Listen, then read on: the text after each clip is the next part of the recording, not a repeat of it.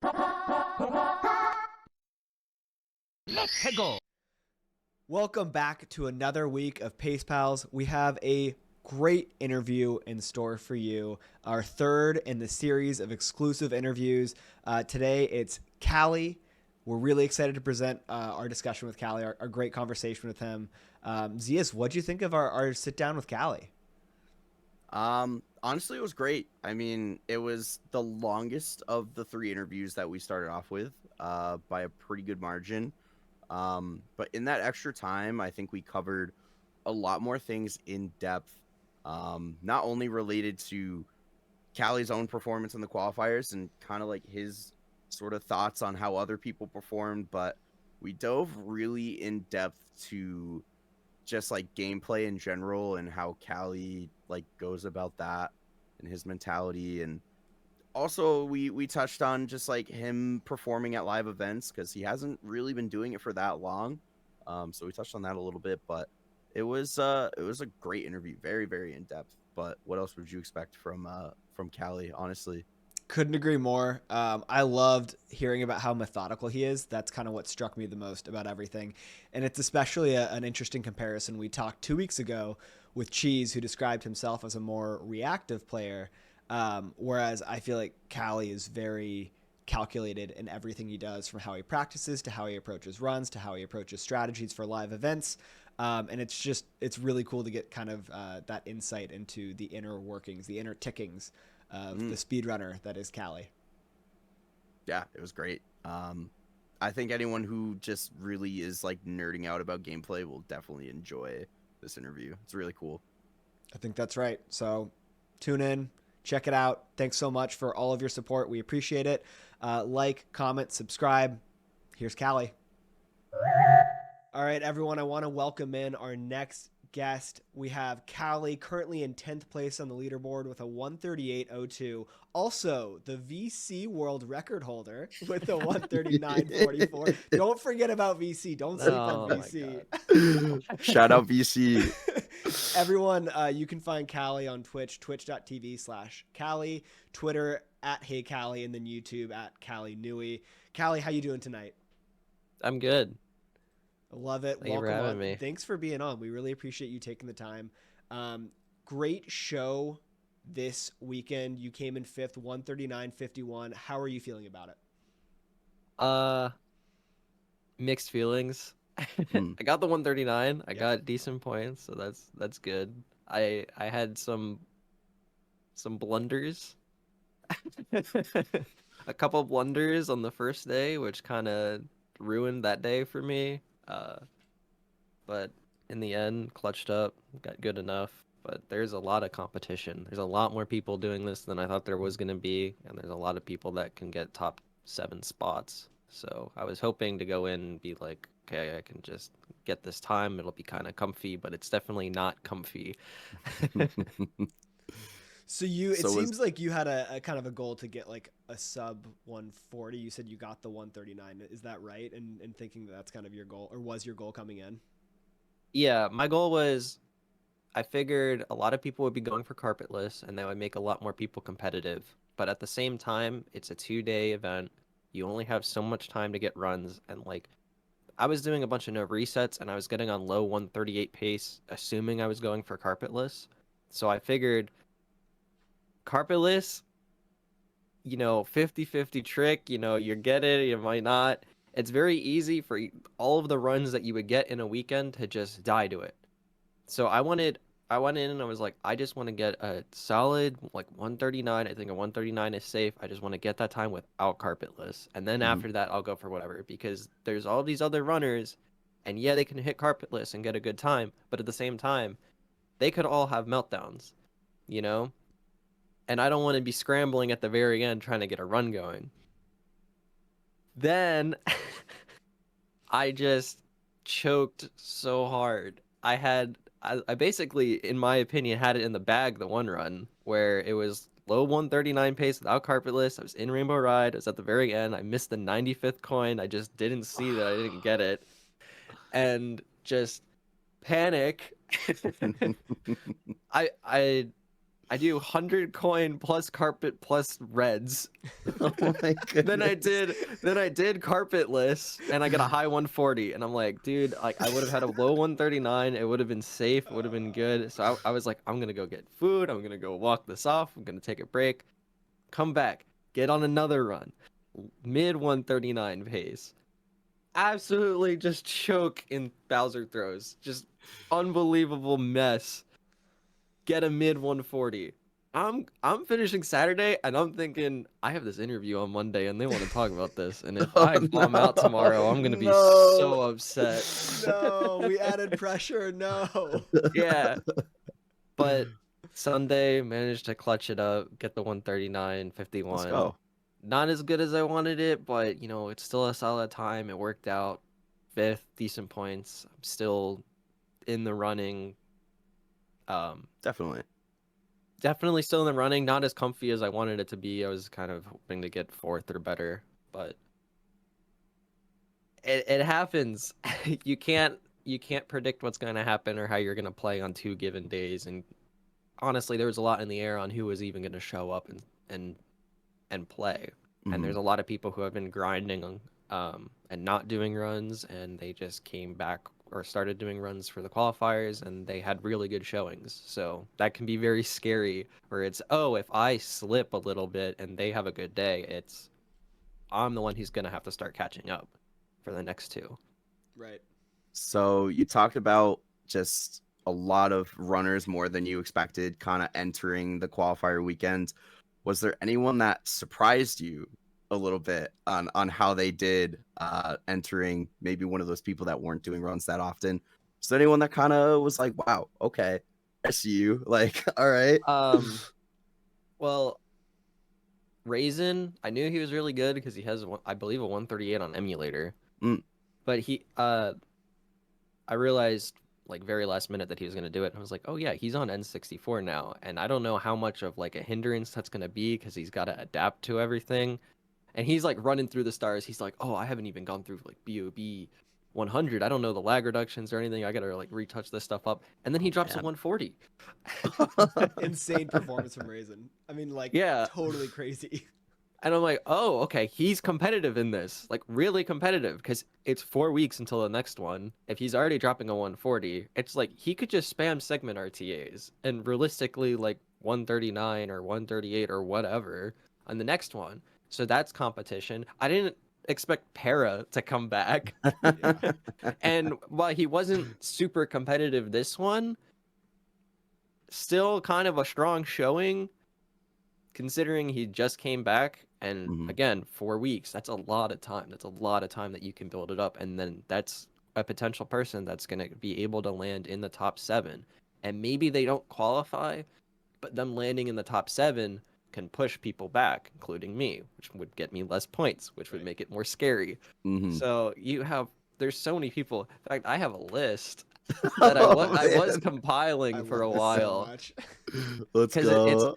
It's like people that I thought were going to be competitive were Ouija, Cheese, Punke, me, Gothic, Beast, Dowski, Blue Bob, JQ, Taba, Badronis, Saxtel, Frost, Denner, Beeve. We're at 15 already. Yep. Then we get Raisin, Para. It's like, I probably am forgetting people, but that's a lot of people. That's a lot of people that can strike into the high 1.3x, low 1.4x range and just disrupt everything. So I was going in and I was like, I feel kind of favored. I kind of feel favored to qualify, but also at the same time, very easy to slip, very easy to just have a bad showing, and just that can be it, really. Definitely. So that's an interesting point. I mean, I feel like, last summer, for example, qualifying for that, you were already established, but you were still more of an up-and-comer. Now you're, it's another year under your belt. You're even more established. People know who you are at this point. You're doing this full-time, so you're also growing your following. So people, you're just a staple in the community at this point. You've been, I think you finished, correct me if I'm wrong, I think you were 4th at summer and fall paces. Yeah. Is that right? So you were right off the podium, and I think you missed both those by pretty small margins. I have in my notes 9 seconds at summer and 14 seconds at Really? fall pace. I know not to really Oh, just rub so salt in the close, wound. dude. But my point Oh, being, now you're coming in, and you mentioned maybe a little more favored. Maybe there are a little more expectations. Do you feel that to be the case, and how do you feel about having expectations on you, maybe that you didn't have in the past? uh, I know for summer it was a lot of people told me that I was favored to qualify and they expected me to qualify, but I disagreed. I was like, this is very up in the air. And then it was Mm. after my first performance, I think I was like, oh, I'm definitely I can do this. Um, Fall was invite only, so I didn't even have to worry about that. Mm-hmm. This one, I feel favored and I feel expected. I don't really feel like there's. I would be disappointed if I didn't qualify, but I think it's very understandable if I don't.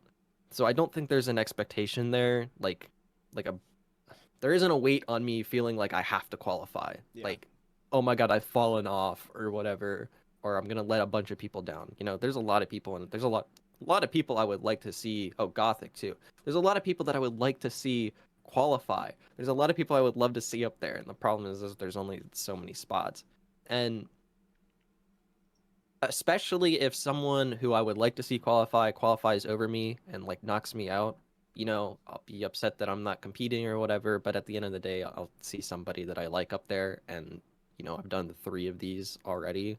So it could be nice to just sit back and relax for those Mm. event days, but at the same time I do want to do it. And I'm going to do what I can. I'm going to try to do more segment RTAs and stuff to make it more likely. That's another reason why I didn't do Carpetless was I was just trying to solidify. I was trying to make it as less. I was trying to get rid of as many variables as possible, just to make it just get in, get out, do the thing. So does that sort of mentality change for you maybe as like, this is the first qualifier, still 2 more. Does that mentality change qualifier to qualifier, or are you kind of just approaching every single one like the same? Does it position? Like what's that like? Like what's that mentality kind of strategy going in? Um, I imagine for the third one it would maybe change, depending on points, depending on what's needed. It's like for the first one, I went in and I was like, it's most probable that I can just get a 139 and get very decent points without Carpetless. And then I got that time, and then for my last run, I went, I'm going to try to go for Carpetless because if I get a good run, I can get second, and that's a lot of points. Mm-hmm. I imagine for the second one, I'll do the same thing. I'll probably not go for Carpetless, just try to get a decent time, but it's going to depend. It's going to depend on who's playing, how people are playing, if people get certain times. If people get certain times, then I'm going to have to change my strategy. If I don't perform super well at the second one, and I need to do extremely well in the third, I might have to just go for Carpetless and try to get a really solid time on the board. It's all going to depend.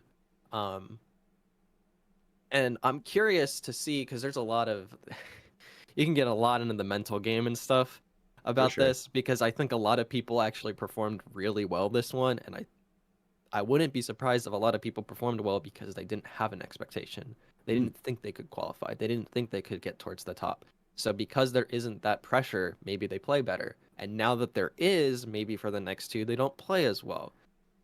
I have a lot of experience doing these, so I feel like that's going to affect me less. Same with like competing in person. People might be having really strong performances online for these qualifiers, and then in person they might just bomb because they're not used to playing on a stage, which is something that I've done 3 times already. Definitely. So even then, I might not go for Carpetless right off the bat at the event, but there's usually 3 days for them, so maybe I do because there's that extra day. I don't know. It's all a changing game plan. It all depends on what's going on and what other people are doing and how I'm feeling. But I do try to think about it, try to secure the best course of action, because this time if I qualify, I really want to get top 3. The first one I went to, I got 5th, and the last 2 I got 4th. I really want to get the podium this time. I mean, that's the next step. That's on this upward trajectory. That's where we Yeah. got to get you next. Um, you mentioned the difference in playing on stage versus your normal setup on your home turf, so to speak. Can you talk to us more about that? Because most people have not played on stage. Most people have not competed at a live event. What's that like? How is that different? And how is it changed as you've done it more and more? Honestly, for me, it hasn't really changed much. I have the advantage of I live kind of near the area of the event, so I try to keep as many things as the same. I bring my own monitor. Oh, nice. Whereas I other love people, if they're on CRT, it's not as big of an issue. But if you're going from, typical computer monitor to typical computer monitor, it can be much more of a change, and people might not be used to that.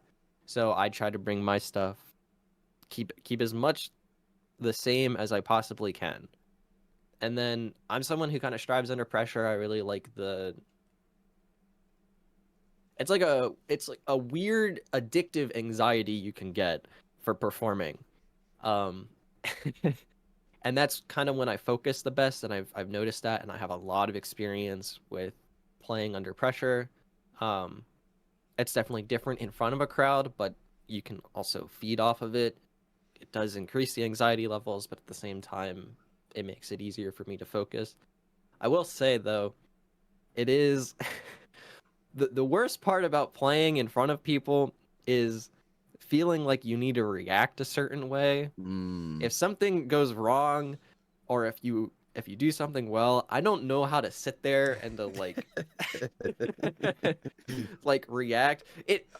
I will say Carpetless really sucks in front of a crowd, because for the last one, we're all facing away from the crowd, and everyone's behind us cheering on. You're going to Carpetless, everyone's super hype. You fail it, which failing Carpetless is very anticlimactic, because it's usually just like, oh, I paused the frame too late.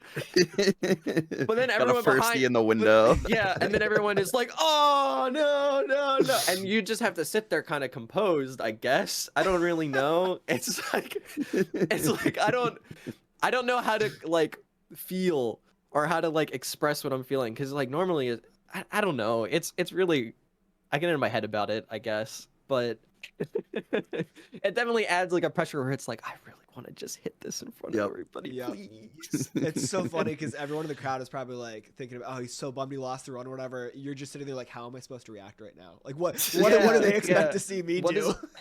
What is appropriate? And also, it's just like, oh, these are all, because normally when you fail it, it's Twitch chat. It's just names, and people are like sending hearts or all or sad or whatever. When it's an in-person event, it's like your run's dead. All right, well, I guess I'll go to the bathroom or whatever. Now I gotta go talk face to face to like everyone's gonna come up to me. Every single person is gonna be like, "Oh, GG, like good try" or whatever. It's like, oh my god, there's I don't know what to do.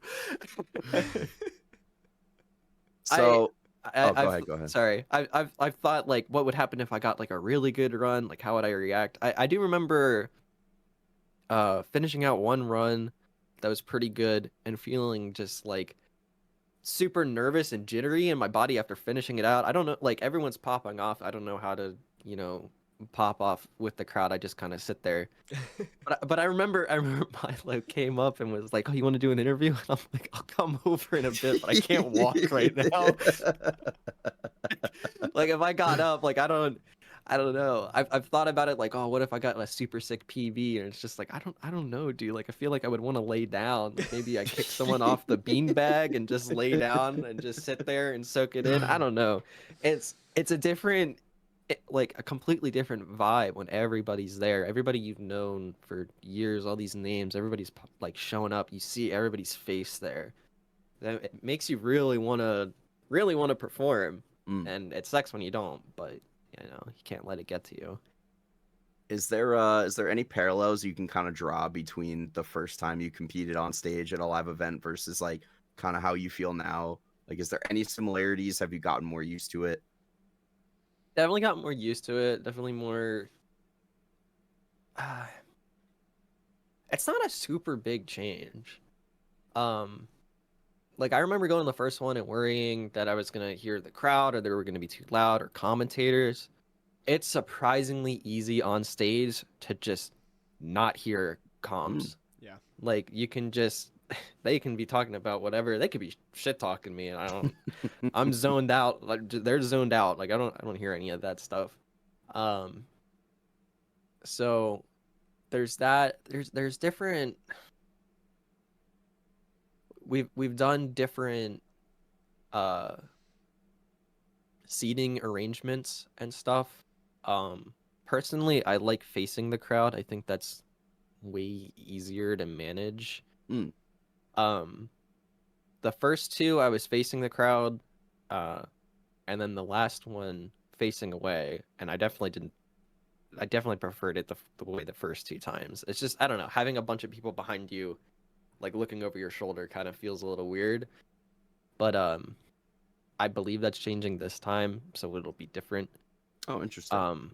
But yeah, it's honestly, I remember a lot about the first time. I can envision a lot of things happening for the first one.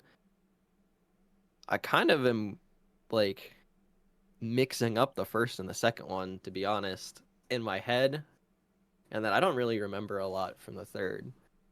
Uh, but that could be because I'm getting used to it, also not facing the crowd. I do remember I think it was the first or the second. It was probably the second one.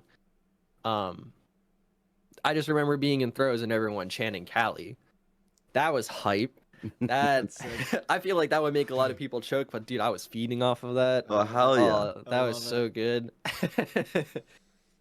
But no, I feel kind of seasoned at it now, which is good. But I think this time we're gonna have a lot of people that don't have as much experience with that. So I think that'll give me the edge, which would be nice. It's really interesting to interview you right after Cheese because I feel like we talked about this a little with Cheese, but he's a very emotional player, and he doesn't have necessarily a set strategy coming in. He just kind of reacts. If he messes up a trick and it's particularly tilting to him, maybe that's a reset for him. You, on the other hand, seem much more methodical, and you're always thinking about what the plan is, and you certainly have a plan, even though it may depend on 75 different variables. We already talked about Carpetless and like what triggers there are that make you decide whether you want to go for that or not. Are there other tricks or strats that you kind of decide on the fly, like, okay, the run's going this well, I'm on this pace, I should go for this strat? And then on top of that, are there any like kind of reset triggers you have that, like, if I ever hit this point, this pace, like plus whatever, that's a hard reset? Or is it more kind of reactive, in the moment too for you?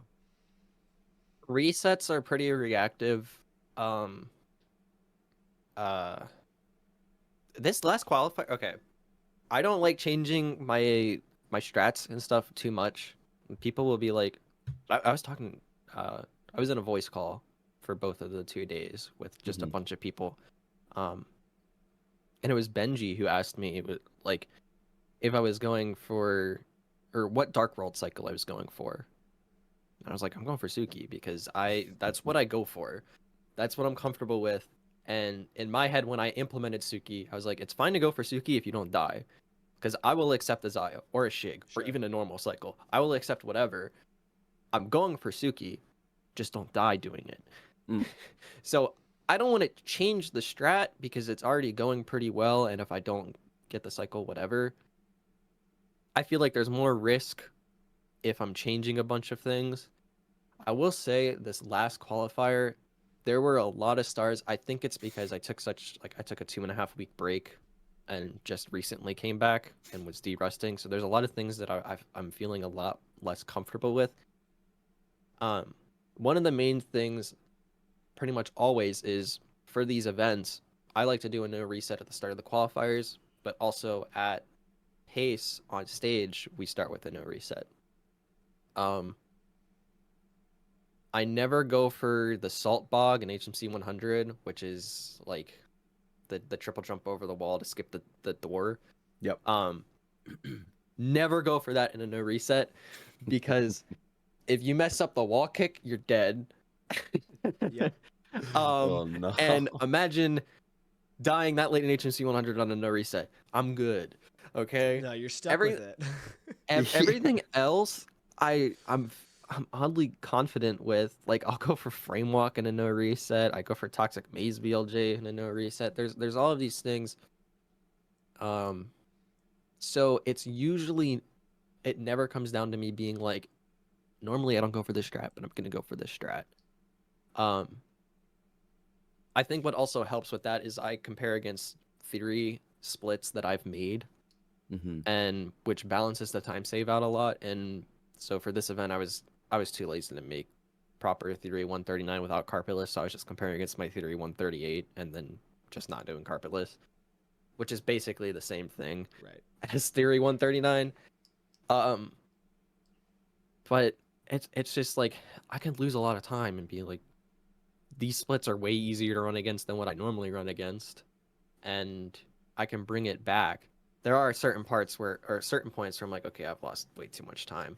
I know there was a time where I fell in Vanish Cap, like halfway through Vanish Cap, and technically I could have still continued, but I reset it. So that was kind of on feel, but I don't know. I have a lot of experience with understanding what kind of pace and what kind of reset tolerance I should have, which I think a lot of people don't have. There's a lot of people who will reset over a super small mistake, and I'm like, dude, you could die like 3 times and be fine. Right, right. Yep. So, I think that helps a lot with these events too, because it was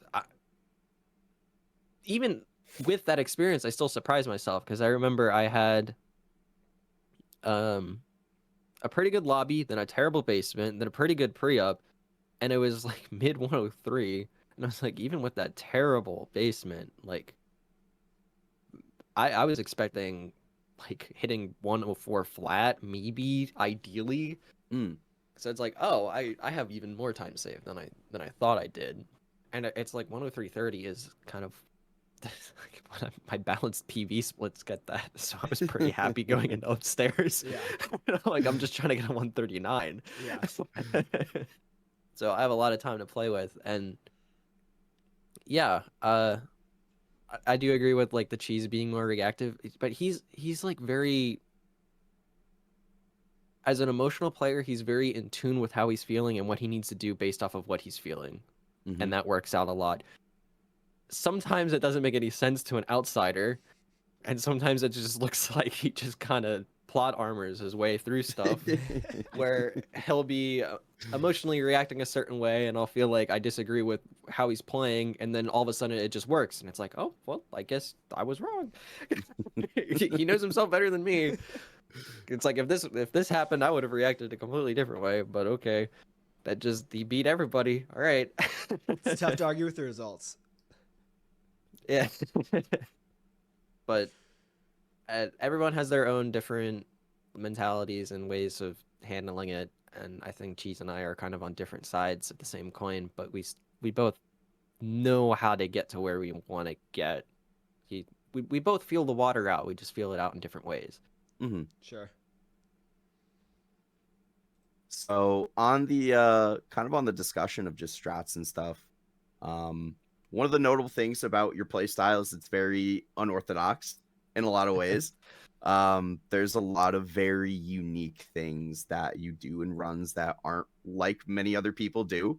So what is kind of the process behind that? Like, how do you determine whether or not you're going to go for these strats? Is it purely time save? Is it comfortability? Like, what's your labbing process? Is it a labbing process? Like, what's that like for you?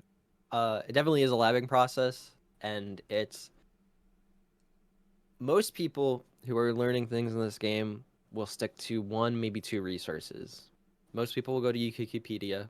Maybe people will look at the Ultimate Star spreadsheet, or maybe I don't know. Some people look at like the old Simply World Record because it has an input display and stuff like that. They'll look at that, and Wikipedia is a great resource, and it has a couple examples of each strat and each tier, and it's kind of like it's a very good starting point, and it's a very good, for 99% of people, it's like the go-to strat. You know, Yep. it's like this is a good, just solid example. You can get a very, very good time just going off of things that you find in Yukiki. The thing is that some people struggle with some things more than others. So you could pick any random strat and get a bunch of people. It'll click with some people, it won't click with others. Certain people will get it instantly, some people will never get it at all. It's all on a spectrum. So knowing that, I figure there's a lot of ways of doing things, and there's a lot of ways of doing things the exact same speed, and even some things that people don't do that are just faster. So if I'm like breaking down a star, like let's just say BOB 100, just I segment it. I go, okay, I want to learn or update just getting to the wing cap box, the first like 10 seconds of the star. Most people just look at Wikipedia and they'll just do whatever's there. And that works for most people. But like maybe it's not the best option for them or just in general. For sure. There's a lot of different things you can do there. There's a lot of different ways you can break the box. There's a lot of different movement you can do after it. There's a lot of different things. So what I do is honestly, I don't even look at Wikipedia anymore unless I'm really struggling with a strat and I'm like, I just need as much information as I possibly can. Right. My go-tos are the sheet world record on the ultimate sheet, the XCAM record, the ideal run. I have a Discord of gameplay ideas and alternative strats, which is basically I've just gone through the gameplay ideas channel and organized most of it by star. And I just look at all of that stuff and I just try things out that I see. I just maybe there's certain movement up to the box, and then I'll get that from one video, and then the movement up to the wing cap box is another video. I just mix and match everything. There isn't like a formula or anything, but obviously going for speed, trying to be fast, but also it needs to be comfortable and consistent. And it's kind of like a mix of all of those things. And there's a lot of alternative strats that are honestly easier and faster that no one's done because people just didn't look into it or just didn't do it. Right. So that's where I get a lot of my strats, and why my gameplay looks a lot different is because a lot of people will just look at what people have been doing, which is, you know, it's proven to work and it's proven to be fast. But I'm more willing, I figure if I'm going to spend the time sitting down and messing with something, I might as well try a bunch of different angles. For and sure. just kind of see what works. So a lot of people see me as an innovator in that way, I guess. I've created very little. I've just kind of yoinked years and years old ideas out of the grave and been like, why is nobody doing this? And it's really cool seeing stuff finally start catching on. Like I know in TTM 100, I do a wall kick off the waterfall to land on the bridge to get the coins. And you can do that safe. You can do that. It's completely notched. And if you didn't want to go super fast, you could just land on the bridge neutral and it's super safe. It's risky in the fact that if you mess it up, you fall. Yes. Right. Okay. But in my opinion, it's easier. It's easier than the other strat. I was struggling with the other strat and literally was like, what else can I do? So I did that 3 years ago. I've been doing that for 3 years. And just recently in the last year, other people have started doing it because people were like, oh, it's fast. And people will mess around with it and be like, oh, wait, it's actually not that bad. It's stuff like that. I feel like moving reds is a very good example. I might be wrong on the timeline, but no one did moving reds. Then I believe D whatever started doing moving reds. I think that's right. And that kind of showed people that it's possible to do an RTA. And more people messed with it. And now more people are doing moving reds. And in my opinion, I don't think moving reds is really that crazy. It looks sick. But I don't think it's a super crazy hard strat. It's very easy to mess up and very annoying when it does. But fundamentally, I don't think it's that crazy. But it's stuff like that where people will take notice and be like, oh, you do that completely differently. That's cool. And that's another part of the reason is I like keeping it fresh and just doing a bunch of different alternative strats to, I guess, kind of stand out, but also it's just cool to do things differently. I mean, I love it. I feel like you're putting your own unique stamp on Yeah. game. And it's funny because I would have, and I still would use the word innovator to describe you, but it's funny how you kind of shirk that off and say you're just essentially describing it as casting a broader net into Mm-hmm. like where you learn. You're using the whole library basically instead of one section, which is like a very interesting way to Yes. think about it. Yes, very much looking at the whole library. Um, like even people who don't cast their net super wide, you can get an idea. Like everyone has their own little flair. Everyone's gameplay style is slightly different. And even if they're going for mostly the same strats, if you watch someone long enough and you put two people's gameplay side by side, even if they're doing the same strat, you can pick out the person. Yep. Which is really cool. Yeah. It's like everyone has their own little signature, little things that can kind of tickle your brain and kind of be like, that's this person. I recognize this. Because everyone does it slightly different. I know like on Wikipedia for HMC, for all the stars you go left and go through the door, and then you have to jump up like if you're doing triple box jump. I know Wikipedia says you do that notched. Never was notched for me. I don't know what they're talking about. They have different So notches.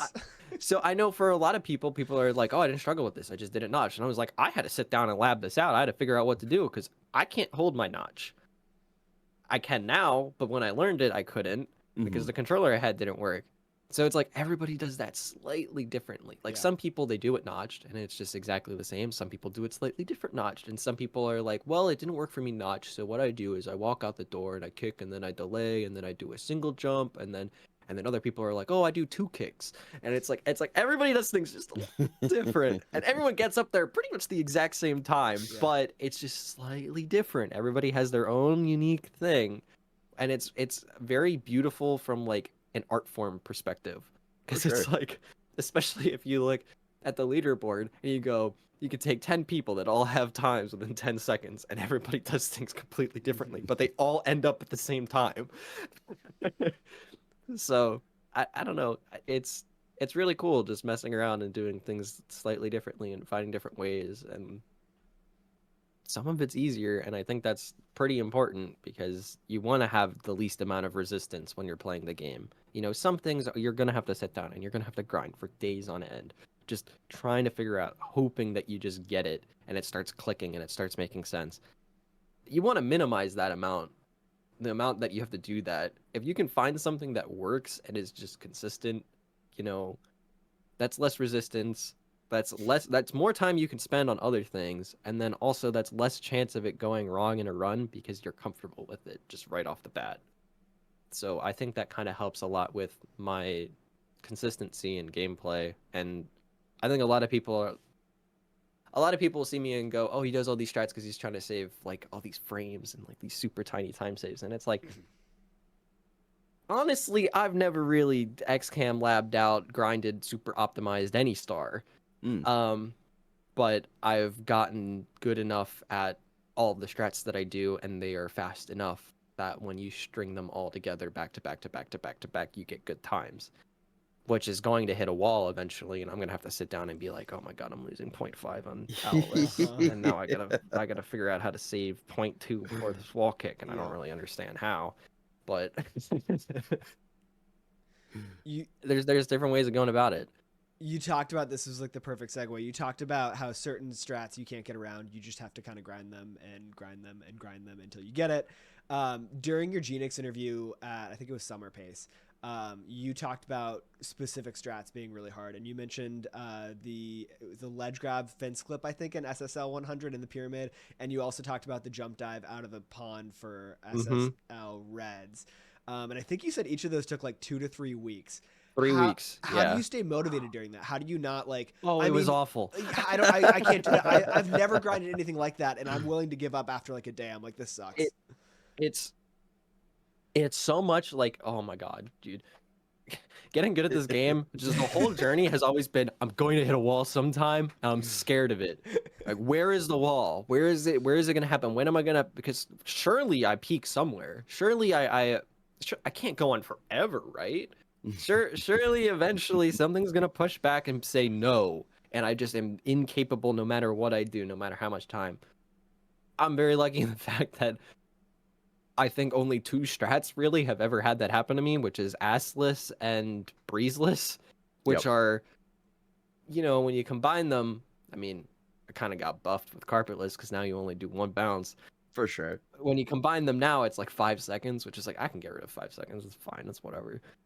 But there's some shots where, like, I was scared during those 3 weeks. It was like, I might not be able to figure this out. This might be the wall. And these kind of save a lot of time. Like, a proper Z slide for SSL Reds can save upwards of 5 seconds.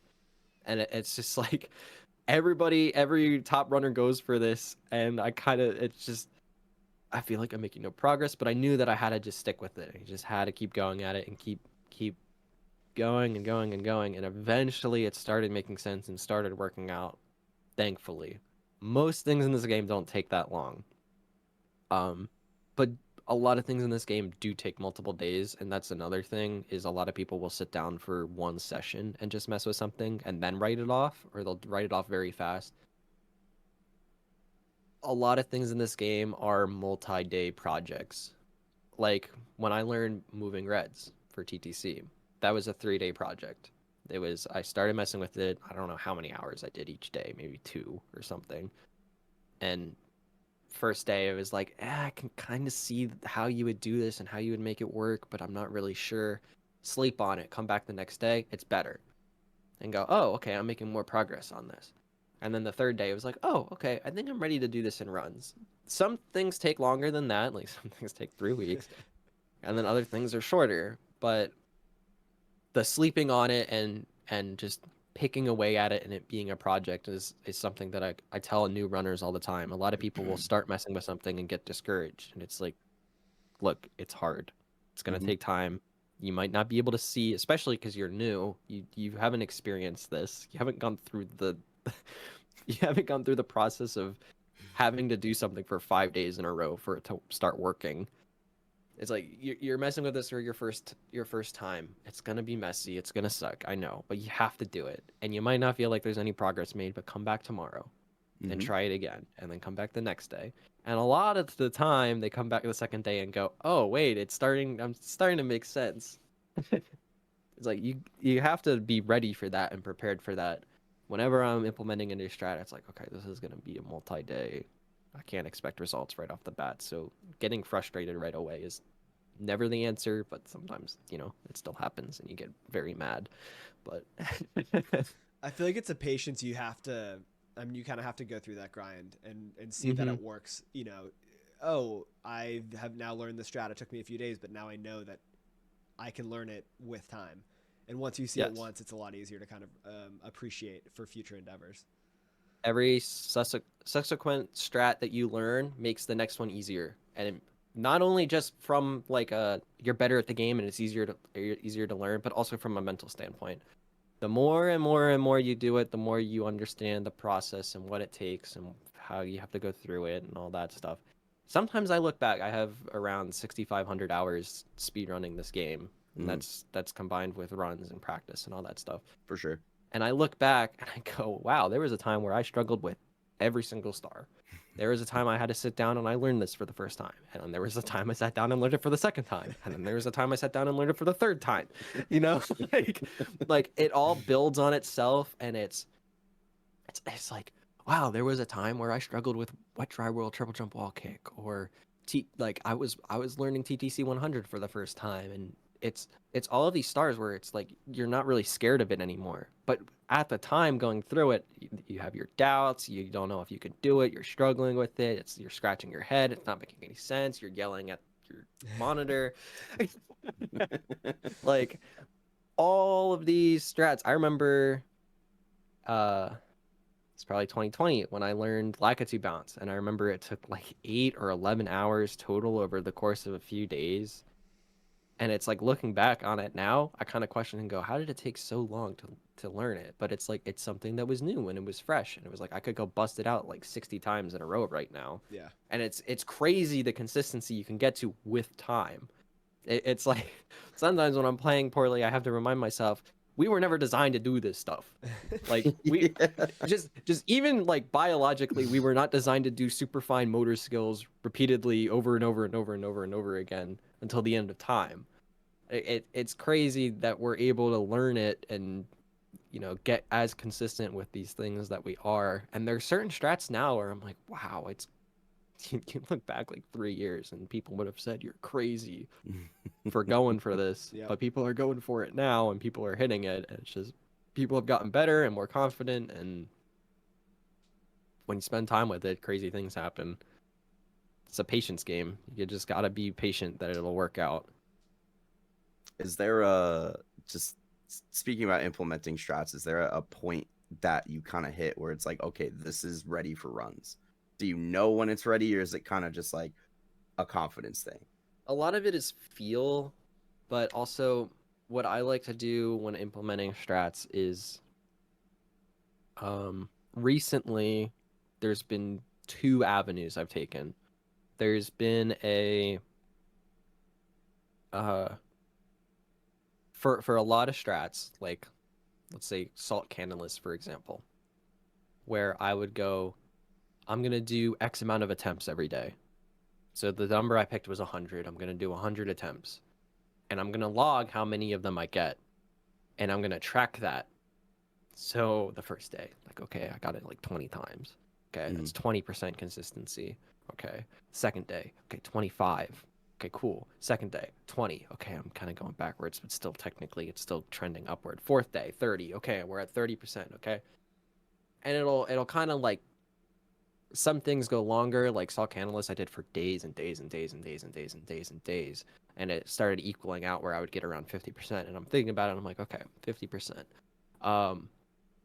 You get 2 tries at it. If you get it first try, it saves 3 seconds over texture. If you get it second try, it loses 2 seconds over first try texture. I could lose 2 seconds. That'd be okay. And if it's 50%, then theoretically, most runs I should get it first or second try. Most runs won't reset over this. So at that point, I'm like, okay, yeah, this is ready for runs. Other things feels like it needs to be way higher. It needs to be like over 90%. So Toxic Maze BLJ, instead of logging my consistency in that way, I just did streaks. I was like, realistically, if I can hit this 10 times in a row, I should be good. And over the course of a couple days, I just worked on it, and eventually I hit it 10 times in a row, and they were all decent. I was like, okay, I can see this being ready for runs. It depends on the strat, it depends on the feel, it depends on what happens if you mess it up. Like Toxic Maze BLJ, like you mess that up, it's 15 seconds. So it's like really bad. That's one that you want to ensure that you're very consistent on. And then other ones, it's like, well, if I mess it up, it kind of just messes my movement up a little bit, but I lose like 2 seconds, so it's whatever. So I would be willing to implement into a run with much less consistency. There's no set formula. It's a lot of it is just feel based, and I think I'm really, really good at knowing when something's ready and knowing what kind of strats are viable for runs, which helps a lot. Whereas a lot of people I see, they'll mess with something and be like, this is dumb. And they just write it off. And I'm like, okay, man. Like, sure, you do whatever. But I see the promise in the strat, so I'm going to commit to it. And sometimes I mess around with the strat for a while and it just doesn't work out. And I'm like, okay, well, drop it. Go back to the old thing. It's fine. Doesn't hurt, but also there is a difference between doing it in practice and doing it in runs. So there also is, if I'm really worried about a strat, it's like I will start doing it in stage RTA. If it's working out in stage RTA, I'll do it in segment RTA. If it's working out in segment RTA, it's probably going to work out in runs, but it might not. But there's a lot of different ways to test the water and figure that stuff out. But yeah, a lot of it is kind of feel based because it depends on the strat. Mm-hmm. So knowing that it's different in runs, and you describe the process of sometimes walking up from a stage RTA to a segment RTA to then fully implementing it in runs. Do you have kind of a different mentality the first few times you put that trick into a run, knowing like, all right, I may not see the same success I've been seeing in practice, and that's okay. I'm willing to lose a few runs of this in the beginning, knowing that I'm eventually going to get to that point, with Salt Class, I'm eventually going to get to a 50%, consistency in runs as well. Yeah, 100%. And I think that's why I saw a lot of success with Carpetless right off the bat, is that was a trick where I'm like, this is at the end of the run, and it's like kind of a coin flip. I think you can get to like 90% consistency on Carpetless if you really grind it. I mean, I've been doing 25 attempts or 25 completions from the warp pretty much every day. And when Carpetless dropped, I started doing that, and I did like 325 total, and I got to 42%. And then when I came back de-rusting, I've done it 125 times, I think. Mm. And I'm at 55-ish%, I think, which I think is like pretty good, and maybe better than most people. I don't know. You definitely can get it up to like 90 something percent though.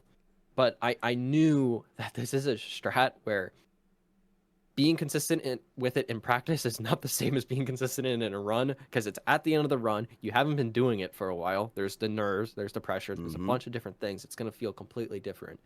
So I learned Carpetless. I started doing 25 completions from the warp.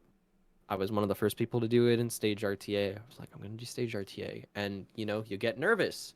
There's a difference between sitting there and doing the same inputs over and over and over again, back to back to back, versus doing gameplay 5 minutes before you do it. Right. So you stimulate some of those, or simulate some of those nerves where, okay, I'm not wasting a ton of time because I'm waiting 5 minutes, but it's still going to spike the anxiety and the nerves a bit. Okay, I've gotten used to handling myself with that. Now I'm going to do tippy RTA. So now I got to play for 10, 15 minutes before I get to it. Okay, the nerves are back. Okay, I've lost a couple runs or whatever to it, but I'm getting better at it. Okay, the nerves are gone. Okay, now let's do from upstairs, from door touch. Okay, now let's do runs. And going into it, I'm like, I know the first time I get there, probably going to die. Probably not going to get it. But I knew that. So I was like, I just want to take anything. It's a minute time save. I was already really consistent in getting on really good paces. So it's like, I can take runs that are worse by a minute. So I was able to get a bunch of runs to Carpetless, get a bunch up there, just get a lot of practice with it, and start walking the PB down. Yeah, technically, gameplay-wise, they were worse if I only PB'd by 5 seconds. It's like, yeah, the run was like almost a minute worse, and then Carpetless brought it back. Right. But I did that, and I would walk it down. Whereas I saw a lot of people were like, oh, I want to PB by a minute now. it's like you're doing the exact same thing of PB attempts, which it's already kind of rare to get to Rainbow Ride anyway on pace, like PB pace, if your PB isn't sandbagged. And then you're throwing this other thing on the end. So you're going to be really nervous, and you're not really going to get that many attempts up there to begin with, and the ones that you get up there probably going to die. So I figured work the way up, and that's the same with really anything in this game in general. It doesn't have to be like something as big as Carpetless. It's just even just practicing the segments. You can be good at every single star individually, but stringing them together can be a problem, which is why the Ikori method is like, you set a goal time for each star, and then you set a goal time for stage RTA, and then you set a goal time for segment RTA, and then you can do runs, and that helps a lot. Mm-hmm. Just getting into, because you can get into the rhythm of doing one star over and over and over and over again and hitting it every single time. But once you break that rhythm up by doing other stars around it, it's completely different. Yeah. So you really want to get it in your head of just autopiloting through the whole game or through the whole section, as opposed to just autopiloting the one thing over and over and over and over and over again. But once you do that, that's the key to consistency. That helps a lot. Well, we want to be cognizant of your time. I think we have time for 2 more questions. We really appreciate you coming on and giving us this, about an hour of your time. That's awesome. This has been incredible so far. Zeus, there's one question we actually talked about during our recap section. And it's where Carpetless comes in Rainbow Ride. I talked about maybe some of the motivations for putting it first, but I know you obviously do it last. And I think I saw you tweeted out your reasoning in response to, I think, Karina tweeted a question out asking why people do it first versus last, or maybe in the middle. Can you share your reasoning for doing it last? Because I think it made a lot of sense, and I think it's really interesting to hear. So there's a lot of different variables that go into it. And I actually kind of... this last weekend, I kind of understand the argument of doing it first more.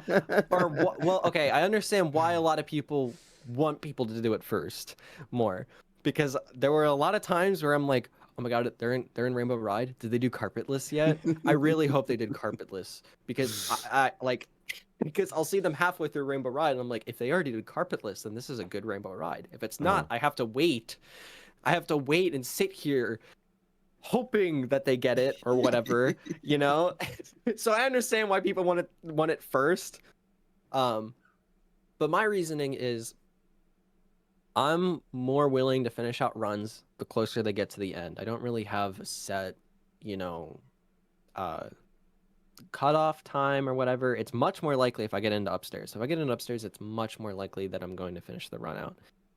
If I get into upstairs and the run is starting to slip away, if there's a huge mistake, like I die halfway through THI 100 or something, I'm probably not continuing that.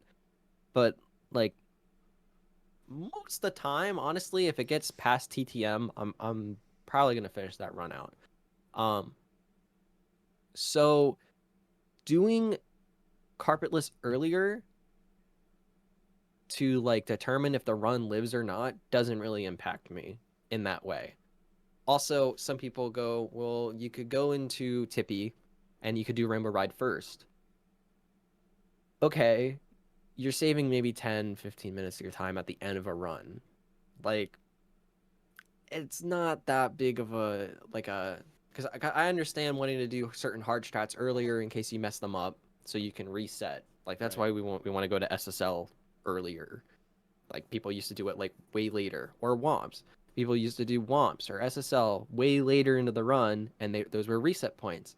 And it makes sense to want to do them earlier. But when you're already an hour and a half in, those 10 minutes don't really matter in my opinion. Also, first, like doing Rainbow Ride first in Tippy is like a second slower or something because it messes with the Toad movement to TTC. And then second, bro, imagine hitting Carpetless and then having to do Tippy. like I'm good. Like doing Cloud Stage is the last one. Like your thumb's not gonna be moving at all, dude. Like you gotta do some precise flying in there. And then that's another reason why I like doing it last in Rainbow Ride is if I get to Rainbow Ride, I'm probably gonna want to finish the run out. And if I do Carpetless first, then I'm nervous for the rest of Rainbow Ride, which sucks. Whereas if I was to do it last, then I only have bits and throws, which is something that you reasonably could practice a lot to kind of autopilot on, and that's a way less significant portion of time that you're going to be nervous at. So there's less likely that, I mean, the longer you're nervous, the more likely there's going to be a mistake somewhere along the line. So you want to minimize how nervous you are, or like the length of time that you're nervous. But also, I started with doing it first, and I found that it sucked when you messed it up and wanted to finish the run out, and you had to try it 2 or 3 more times, and you finally get it, and now you're tilted, and now you have to finish Rainbow Ride and bits. So it's like, my run's dead, I'm angry, I'm pissed, and now I have to do 100 coin, and now I have to do bound, now I have to do red, now I have to do, like, I would rather be pissed and just walk through bits and finish the run out and be like, all right, chapter closed, let's start another one, than be angry for a much longer period of time. But it is preference. Like I can see why some people would want to do it first, and personally for me, with all of the variables that I've listed, it makes sense for me to do it last. I mean, I think it makes a lot of sense. I played the part of arguing for the alternative earlier, but when I read your tweet, specifically the part about having to play the rest of Rainbow Ride with nerves and what you said tonight about minimizing the length of time that you're nervous, I mean, it just makes way too much sense. Besides, bits, at the end of the day, if you're on pace, like bits, you're going to be nervous, and no matter what, those nerves are going to be there. That's like a null factor in this, in these two comparisons. Yeah. So it's keeping it as similar as possible, and it's nice going into Rainbow Ride where it's like, Carpetless is kind of daunting in a way where it can kind of mitigate nerves before it, because you go, there's no guarantees. It doesn't matter if I play perfect in Rainbow Ride, because there's a chance it just dies anyway. Right. And when you don't have those nerves, you might play better. So it also helps with that too. So, one last question. We're gonna ask pretty much every interviewee this question. There's a term in the sports world called a Mount Rushmore. Are you familiar with the term? Yeah. So we're gonna ask every interviewee their Mount Rushmore of Mario stars. Of Mario stars? Oh, I thought What you were is gonna the- say people. No, Oh, she's Jeez, thought I the don't- same exact I thing. don't know which one is worse. That's so funny. She's thought the exact same thing. Now I'm wondering if we should have Oh. done people and just started a ton of drama. Just stirred the pot. See, this is okay. I have people come on my chat all the time and they're like, "What's your favorite star? What's your Oh favorite my stage? God. What's your least favorite?" And I'm terrible with favorites. At You least get we're four giving you choices. four. You get four four. choices. It I'm gonna lowers the put pressure. I'm gonna put the condition on that speedrun, like what, like pinnacle of speedrunning stars. Sure. That sure. I'm gonna put that asterisk on it. Valid. TTC 100. Okay. Absolutely, that's the pinnacle of Mario 64 speedrunning. A nice TTC 100, like side Solid. flips and everything, super fast, like pinnacle. Great choice. Dark World Reds, Mm. Ooh. very. It sucks when you're first learning it out, but it is like the stage that gets your movement good, and it's one of the Yep. stages where it's very easy for you to get sucked into it and just practice it the whole day. Yep. Oh, dude. I got two more choices. Yeah. Both Jetstream stars. Yeah, hell yeah. Yeah, let's go. Peak. Oh man. Oh, it's so I think you good. gotta put Canonless up there simply because there's so many different strats and history with it, and also it's one of the first things that people can learn. Like, you can get anyone who's never even played the game, you can teach them how to do sock folder in 5 minutes. Yeah. Oh, for sure. So that's like, and that's history. 'Cause they didn't have sock folder for a while and it sucked. Yep. And But then now the we have change on the stock game. folder, you have OG, you have Yeah. texture, salt, long jump. Like, you got so many different options. It's crazy. Okay, we got 3. Oh man. You got one left. Oh, dude. Big choice. It is, and I can't even think of like.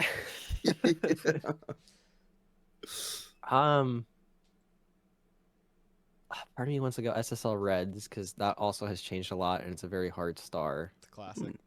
But also, like, do Bowser 3 throws count as a star? Sure. There's no You rules. do get a star. Yeah, do you get a literally get a star. star. I'd say we'd have to put that up there too, I like that. because it's just so hype. Like, I'm gonna talk about myself. Hey, talk your Where- shit, King. Go for it. Where I kind of clutched up that 139.51. Let's go. And get in 5th place. Hell yeah. Because I beat BeastAssassin by a couple frames. Mm. Was it what 4 And- frames? I think. It was something. It was 0.55 versus 0.68. My yeah, God. that's crazy. So I went into throws, and I've been struggling with throws recently. And I was like, I need to hit these, and I need to do them better than I've ever done them before. And I know that you can be super optimal with your regrabs, and like you can kind of side flip from the side. I don't know if your direction matters or anything. I just know that side flipping from the side's better. Normally, like I have Bowser coming straight at me, and I just side flip straight toward him Yep. instead of like insta regrabs. I was like, I need everything that I can get. And I went in, I hit the first one, I was like, oh my god. And then I go for the super optimal regrab, and I was like, that was crazy. Like, this guy didn't even bounce. I insta grabbed him, hit the second one. I was like, okay. Got the regrab. Okay, please do not choke, because not only have I missed this throw, I don't get what, like, not only will I not bot Beast Assassin's time, but I'm not gonna go 139. Mm. And I might start melting down, and I might not even bop other people. Yep. Get it, hit it. Oh, such a relief. And it's just, it's so hype going in and just hitting and just seeing 3 out of 3 throws. And it's the pinnacle. It's what wraps it all up, you know? So I think it gets a deserving spot. Maybe there's something else that I'll think about later. I'll wake up in the middle of the night and be like, oh, I should have said this star. But I think TTC 100, Dark World Reds, Canonless, and Bowser throws are all solid picks for a Mount Rushmore. I love it. That's a hell of a Mount Rushmore. Hell yeah. Well, Kally, thank you so much. We really appreciate your time. This has been awesome. Great first weekend. 139.51, fifth place. You're getting points. If you fifth place every single time, you're qualified. Yep. You're going to make it to Laurel, and you're going to be able to compete in the finals, where hopefully you can nab a spot on that podium. But best of luck to you in the next 2 weekends. And, anytime you want to come back on, we're going to do one of these for each of the qualifiers. So you're welcome on anytime, man. All right. Thank you. Thank you for having me. Of course. See ya. Pleasure.